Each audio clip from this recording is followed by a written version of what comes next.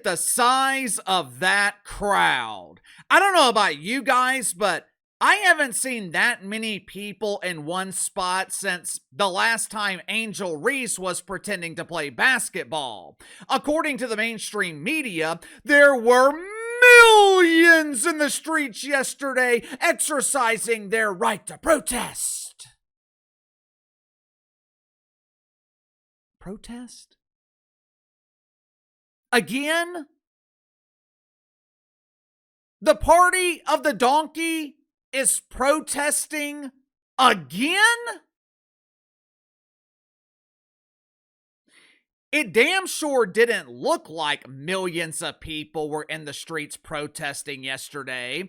According to my calculations, it looked like a few dozen. The only thing measured in millions was the pounds of fresh doodle that was left on the sidewalk. You know, I guess protesting is the new way to show your desire to taste the rainbow. You know how it seems like every day is a new holiday on the woke calendar? It started with Pride Day, then it was Pride Week. Eventually, they graduated to Pride Month, or as deacons at Woke United Methodist prefer to call it, Woke Christmas. Next thing you know, there's nearly 100 holidays on the woke calendar dedicated to celebrating Wiener. But as is always the case with doofus Democrats, 100 days is not enough. It looks like they have decided to fill the other 265 days with peaceful demonstrations of woke love.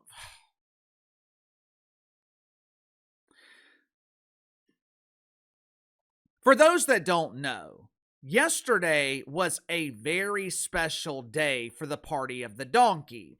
Yesterday was Mayday. Uncle Casey, what the hell is Mayday? Initially, I thought doofus Democrats were screaming Mayday because their donkey got a flat hoof while running away from the flaming ass fire. But according to doofus.com, which is the virtual headquarters for Club Doofus, Mayday Strong is a movement dedicated to no work, no school, and no shopping. Imagine my surprise. Just imagine my surprise when I found out that people who have never had a real job, people who are allergic to work, are protesting the idea of traditional employment. And the reason I say traditional employment, most of the people in the streets yesterday, they actually have a job. I believe the proper title is paid agitators. They are being paid to disrupt the lives of normal people. Well, Uncle Casey, at least they have a job. At least they're doing something. Yeah, but there's a difference between having a job that serves a purpose. There's a difference between having a job that provides value and having a job that is absolutely disgraceful and anti-American. You know, most people view crime as an easy way to make money, but high-level criminals, the actual professionals, organized crime is hard work. Have you guys ever seen the movie Takers? Came out, I believe, in 2010 when Hollywood was still producing good movies. Matt Damon is the lead star, Matt Dillon is the lead star, Paul Walker, and Uncle Casey's favorite rapper T.I. is also in the movie. They're a crew of professional bank robbers. Now, they're not stick-up men who walk into the bank with a paper bag and a note written on toilet paper. These dudes were professionals. They would spend weeks, months, meticulously planning their heist. They went through every detail. They had a plan for every possible outcome. It was a lot of hard work, but No one considers that to be gainful employment. It's the same thing with paid protesters. I'm sure it's hard work having these same dorks travel from city to city. They have to be in good shape physically to hold up signs for hours, not to mention the level of strength required to properly apply the triple COVID mask so they can hide their identity, along with the supersized schlong tattooed on their cheek. I'm sure some of these paid agitators are making good money, but let me ask you something.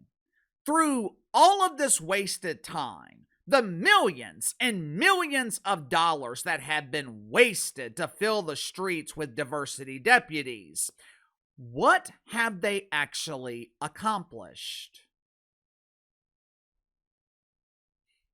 Make sure to like and subscribe. You can follow me on Twitter at KC_BTL84. Link to the second channel's in the description below. Today on the second channel, going to be talking about Caitlin Clark being disrespected again. Yesterday, ESPN published a list of the best players in the WNBA dump. Caitlin Clark barely made the top 10. What was even more surprising was where Angel Reese landed on this list. So if you haven't already, click the link in the description below, subscribe to the second channel.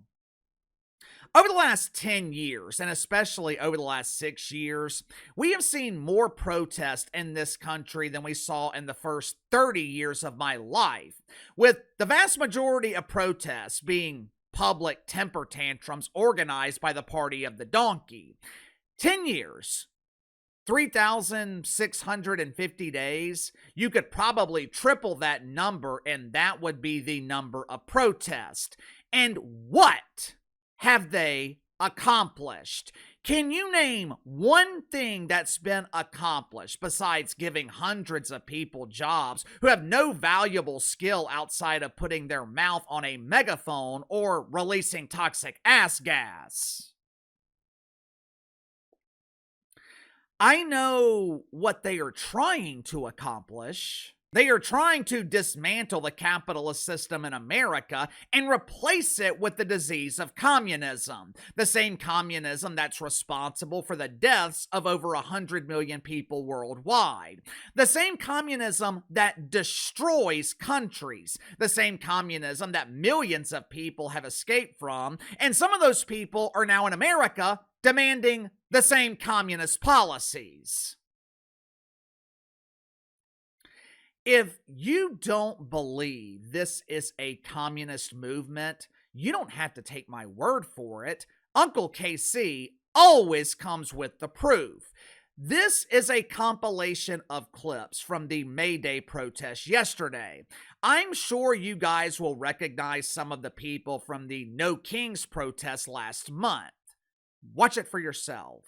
Is you got a lot of young faces in the crowd. And that's because there are a lot of students here who were encouraged by their teachers to walk out, if you will. That's another word for skipping school. Free, free, free Palestine! Free, free, free Palestine! Free, free, free Palestine! Free, free, free Palestine! We are united in our collective struggle against an agenda that seeks to divide, oppress, and marginalize our state. Shame! We are a year into the white supremacist Trump presidency, and his regime has already unleashed a full-scale attack on immigrants, black, and other working-class communities. Say shame! Shame! What do we want? When do we want it? Now!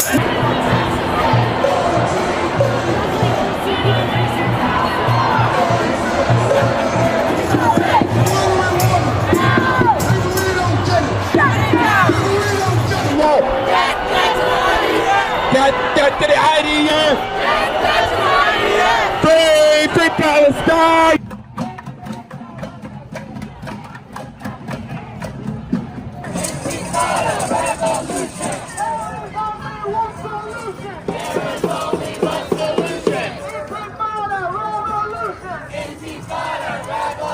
All workers deserve dignity and respect, and we're not going to stop fighting until every single worker and every single working family in this city and in this country and in this world, that we get our fair share of the equitable distribution of the wealth. Are you right? Are you with me, workers? Wait a minute.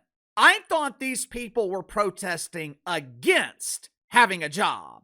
With that being the case, why is Captain Doofus Brandon Johnson, who is currently destroying the city of Chicago, why is he preaching to a group of people who don't have a job and have no desire, and they damn sure don't have the skills to get a job? Why is Captain Doofus preaching to them about workers' rights and pay equity?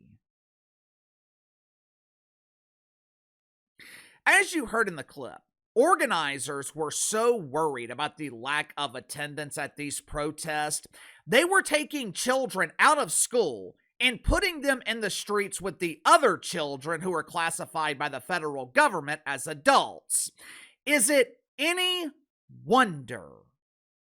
Is it any wonder why so many kids can't read? Is it any wonder why so many kids can't do math without ChatGPT? Instead of learning to read and write, their teachers are teaching them how not to work. Their teachers are teaching them about the benefits of welfare. I once had a friend named Claire, and she was on welfare. Claire had 10 kids with Jer, and he was on welfare. She went to the grocery store with Blair, and they happily used their welfare.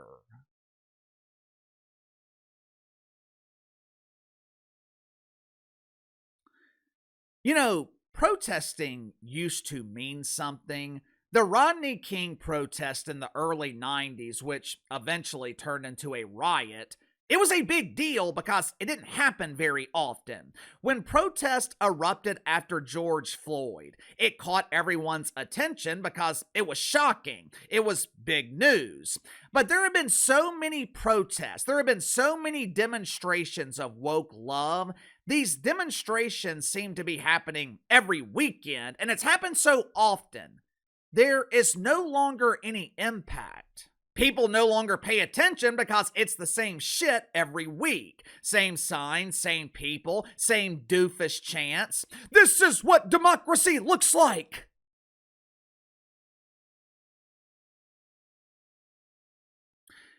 How in the hell do communists know what democracy looks like? I thought they were protesting against democracy. They protest against jobs while demanding equal pay. They protest against school, then claim that they're oppressed because no one taught them how to read. How am I supposed to know how to operate the megaphone if I can't read the instructions? This is so unfair. No one taught me how to read.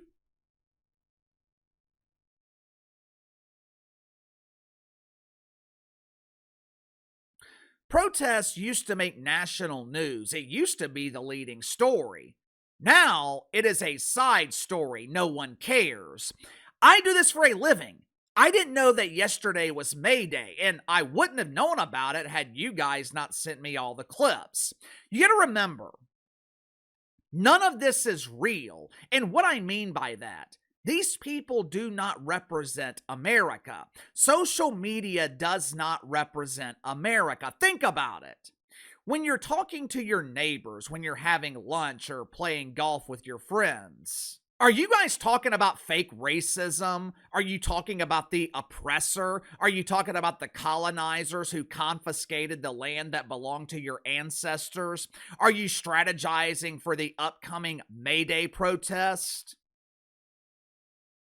Normal people are busy living their lives. If you're on social media all day, every day, you should put down the damn phone and experience reality. Because this virtual world that you're living in, it ain't real. It's designed to keep you angry. It's designed to make you believe that the country is falling apart. When the reality is, the country's not falling apart. Woke cities, woke states are falling apart because doofus Democrats keep spreading the flaming ass fire. Sound off in the comments below. I'll see you guys later.